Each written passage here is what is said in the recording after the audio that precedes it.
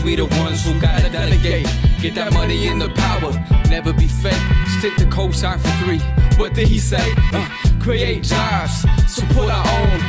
Educate the same and buy back your home. Got 3 degrees. Triple 10. 3 PhDs. Now we on the CNN. DBTV. Let's talk about negligence. Ignorance is bliss, but we can turn it to intelligence. Believe none of what you hear. Half of what you see. Let's break it down here on Dr. Boy's TV. Here we are. I hope that your day is going well, and I hope that you're feeling strong and black today. My heart goes out. I want to give a shout out and an RIP to my brother George Floyd. George Floyd was killed by Minnesota police this week, and it was a real tragic, real sickening situation to watch. Just something that is absolutely positively the worst scenario I've seen, I would say, since Rodney King, but I actually think it's worse than Rodney King because Rodney King lived and George died, and we had to sit there and watch this long video where this man named Derek Chauvin, cop Derek Chauvin, was sitting on his neck, and it's I don't know what to say. So what I wanted to do was, you guys know I'm interested in facts and information, things like that, that we need as we move forward to seek out prosecution, hopefully, not just incarceration and prosecution, but a death penalty, for this man. I researched this. I wanted to know his name. I feel that, when you look at that video and you look at his face and you see that he had that, that I don't give a, whatever type look on his face. I mean, almost no concern whatsoever. It was almost, it was a powerful moment that can only lead you to reflect as a black person, to say what's going through a cop's mind for him to know that he's being recorded, know that the person whose knee he has on his neck is dying, which I don't know who the hell thinks that that's a normal police tactic. I'm curious to see where in your training manual are they teaching cops that it's okay to put a knee in somebody's neck. A knee should not be in a neck. It was just unbelievable to watch. I mean, no hesitation, no nothing, did not give a shit, nothing. And so I said, you know what? We need to find out who he is. I need his name to be released. We need to find out where he's at. And whatever the consequences are, that's just what they're going to be. I don't think that any person should be allowed to do something like that to another person and have a single relative who feels safe anymore. I don't feel, like you should, like, I know if I did something like that to somebody who's part of a community that cares about him, I wouldn't expect any of my relatives to feel safe. So what I'm going to do is I'm going to read through. I did a little research on this guy, and you can do it as you wish. Do me a favor, hit the thumbs up button, because I'd like for everybody to kind of hear this information. So I did some research on Derek Chauvin. And so what I'm going to do is kind of read through some of this in terms of who he is and stuff like that. Now, one of the things that I want to mention for sure is that there was a picture of him wearing a Make Whites Great Again hat. That picture is not accurate. That's not him in that picture. That's another guy. Snopes identified the name of the person or whatever. But still, he doesn't need to wear a hat like that for you to know that he has a problem. I don't know if it's race or what, but this man is clearly sick. So they said the officer at the center of George Floyd's death has been identified as Derek Chauvin, a 44-year-old, 19-year veteran with the Minneapolis Police Department.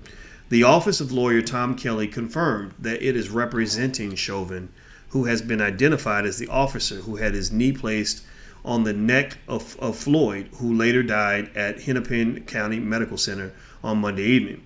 Kelly represented Geronimo Yanez, another officer who was acquitted in the 2016 killing of Philando Castile. So you got these cops killing people and thinking that's going to be okay. It's not going to be okay. Chickens will come home to roost. There will be a consequence to pay. I don't think the community is interested in sitting around and letting this happen anymore. I think that you're seeing a point of inflection in terms of what young people especially are just willing to tolerate. Now, Chauvin was fired on Tuesday Also, here's what we know about the officer. He was involved in 3 officer-involved shootings. That of Wayne Reyes in 2006, Ira Latrell Tolez in 2008, and Leroy Martinez in 2011. I know that Latrell Tolez and Leroy Martinez are both black or brown. I don't know about Wayne Reyes.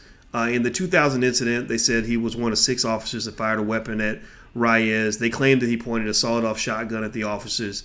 Now, the thing about it, though, is that there's no credibility, in that. When the officers come back and tell a story, what reason do you have to believe any of that? Because remember, with the George Floyd situation, they told a whole different story before they knew the video was out there.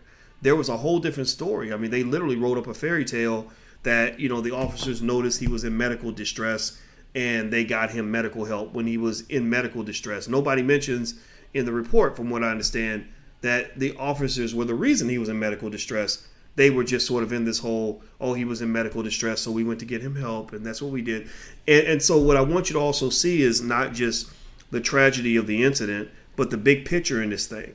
The big picture in this thing is that, they do most of their dirt when the cameras are not on. They do most of their dirt behind closed doors. They do most of their dirt in situations where it's he said, she said.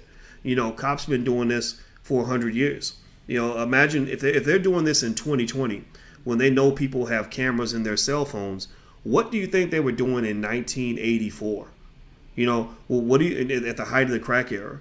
What do you think they were doing in the 90s and in the 70s, right? And what this really says is that any politician, for example, that wants to be taken seriously has to really talk about what it means to really ridiculously overhaul this whole criminal justice system. I mean, just even basic things like, for example, did you know that 94% of the police officers in Minneapolis don't even live in Minneapolis? Did you know that?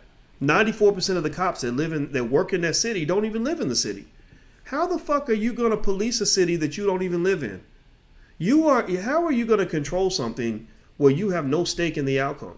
There's no consequences for you if you get out of pocket. You're impacting a community that in which you're not even a participant in that community, where you are an occupying force. You are soldiers there to occupy a community the same way people try to occupy villages in Iraq or Afghanistan. And so really, I hope that, in the middle of the tragedy, we'll also take a moment to reflect on this and just really ask ourselves. I mean, that was just a real moment of clarity for everybody to just kind of say, okay, wow, this cop sat there with his knee in the neck of a man who had not committed a violent crime. George Floyd did nothing violent. He was accused of doing something that was nonviolent. He was accused of something involving a check forgery, right? So this man decides to become judge, jury, and executioner of a man accused of committing a nonviolent act, but you're using violence just by the fact that your foot is on his neck. That is so fucking out of pocket. It's ridiculous. That is unbelievable. Like, you really, like, whatever your training manual says. And this man, actually, by the way, he received a Medal of Valor when he shot the guy, a decade ago. I forgot what year it was. He received a Medal of Valor. So what I really kind of want you to pay attention to is that this man is a representation of a system. He's a manifestation of something bigger. He's a manifestation of not, and it's deeper. White supremacy clearly plays a part in it, right? Dr. Claude Anderson talks very clearly about how police forces began in the first place. They were there to control black people. He talks explicitly about why white folks have 99% of the guns and you got almost none of them, yet they're in your community talking about gun control. They're in your community talking about put the guns away. In fact, the brother George Floyd, he did a video. I put it up on my Twitter. I like George, by the way. I really do. He had a voice. He had something to say. He seemed like a good mentor for young brothers. I just feel like we really lost a real good black man in that situation.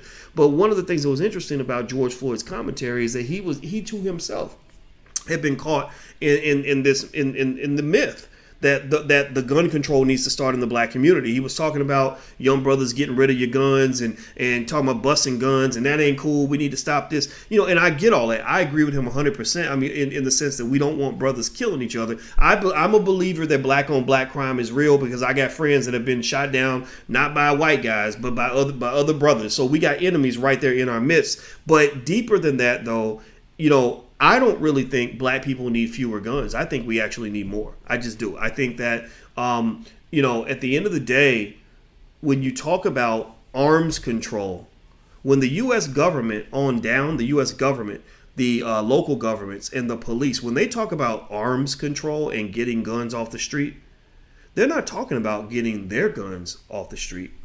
They're talking about getting your guns off the street. They're trying to make sure you're disarmed, so that if they shoot you and kill you, there's no consequences for that. And so anyway, let me go back here. Let me see. I'm reading some of your comments. Boyce Alethea says, Boyce, mind you, the store who called in on him does more illegal business in that community. Wow, interesting. That's very interesting. I don't know much about the store. Paul D says he rocked back and forth on his neck. Yeah, I'm just trying to figure out what was going on with that. I really have to admit that I would actually love to talk to him. After I kicked him in his nuts and stepped on his neck, I'd like to just ask him what was happening here. What was the thought process behind what you were doing? Like, what made you think it's okay to have your knee on a man's neck and just look into the camera like, take my picture. I dare you. That's okay. I don't really care if you take my picture or not. Because here's the deal. I mean, give me a yes or no on this. I mean, do you think, yes or no, do you think that he would have felt comfortable doing that with a wealthy white man in a white neighborhood? Like, do you think that if he were dealing with a rich white guy, do you think he would have felt comfortable sitting there with his knee on the man's neck after he'd been accused of a nonviolent crime? Not convicted, no proof, no nothing, just accusations now. Like, yes or no, do you think he would have felt comfortable doing that? The answer is hell no. Hell no, you wouldn't have felt comfortable with that. Now let me read a little bit more. Hit the thumbs up button, please. Please hit the thumbs up button, and please subscribe if you haven't done it. Hit the notification bell. So basically, Chauvin, Derek Chauvin, this cop, his address is out there and everything. I don't even need to give it to you because it's out there. I don't want YouTube accusing me of terroristic threatening, but I'll just say that I wanted to know his name and I wanted to know more about him because I think that people need to know that, and I think people should do what they want with that information. It's so basically they're also saying that he was given a Medal of Valor in 2008 for an incident involving an armed man with a gun. In 2005, Chauvin and Officer Terry Nutter were involved in a car chase when the vehicle slammed into the car of two people who died. Twin Cities journalist Tony Webster reports that Chauvin received 2 letters of reprimand in 2007. So he was reprimanded twice in 2007 and orally reprimanded in 2003 on multiple occasions for allegations of using a demeaning tone and derogatory language. A further 7 complaints were made against him, with the cases closed with no action. So what I kind of want you all to really sort of make sure that we do is that as we deal with this, sort of as we respond and let the world know how we feel. Let me know if you guys can see me okay. Give me a yes or no in the chat if you can see me. As we let the world know how we feel about this, think about this on a bigger level. Think about this on a systematic level. Think about this in terms of understanding what you saw. You did not see one rogue cop who made a mistake and made a bad decision. That's not what you're seeing. What you're seeing is a man who is a manifestation of a system that decides that that's decided it's above the law. They have been extremely militarized, and they've also been trained to believe that killing a black person has no consequence. Right? You get what I'm saying? It's deeper than just let's go get this cop. Let's make sure he pays. Let's go deal with this issue or whatever, or this particular situation. It's about the entire system. It's about, how individuals are trained. How do you get trained to believe that it's okay to put a knee in a man's neck, right? How do you get trained to believe that it's okay to even do that, to dehumanize a person who's accused of a nonviolent crime? in the way that he was. I mean, the man was laid out. Think about this. This is a brother who was smart. He had a lot to say. He was, sharp looking dude, and you've got him laid out on the ground, begging for his life, crying in public, and dying right in front of you, and you think that's okay. So I personally think also when the politicians get involved, I'm curious to see which politicians are going to respond and what they're going to say. I haven't heard anything from Joe Biden. And the reason we haven't heard much from Joe Biden, in my opinion, is because Biden is a tough on crime kind of guy. Also, the lady that he's talking about making his VP candidate, Amy Klobuchar, who's in Minnesota, she made a statement. She did mention the fact that he was African American. She did all this. She tried to hit all the right notes. But if you look back at Amy Klobuchar's record, she was criticized extensively for not just being tough on crime, but for not prosecuting cops.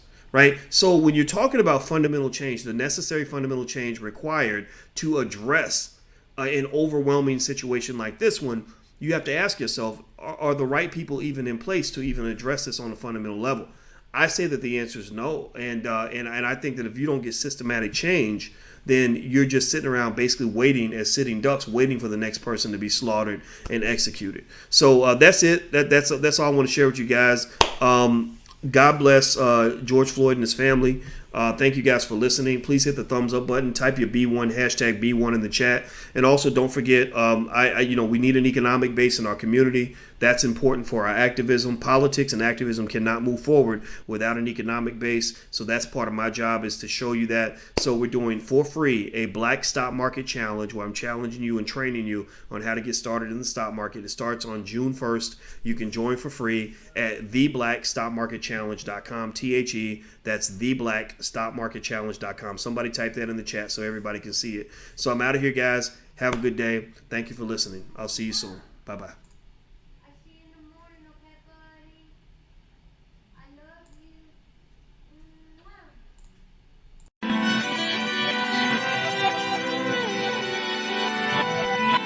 Here we are, clan the isms, cataclysm great.